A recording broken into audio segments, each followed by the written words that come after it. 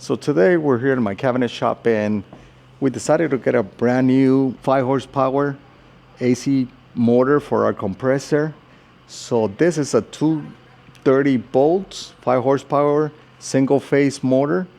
And we're gonna power up a big 80-gallon compressor. So make sure whenever you get motors to get the actual size of your motor so you can have enough power to power up the machine you're using it for. We're using it for a compressor. So it has this cover for the electrical, so you can open it up and wire it up your electrical outlet. It has this punch out for the thickness of your wire connection when you do that. It has from 1/2 inch, 3/4. And I got this big motor to replace on my compressor. They're exactly the same voltage. It's a bigger motor.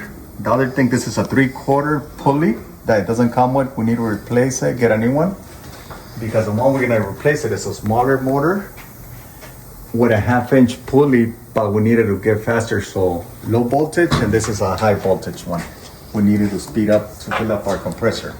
And we're gonna try it out. We're gonna test it, we'll turn it on, and you will need to get a pulley to replace it.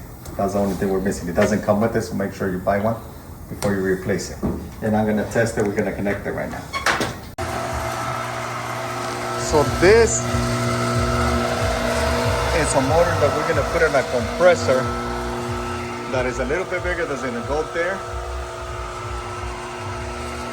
We're gonna replace it.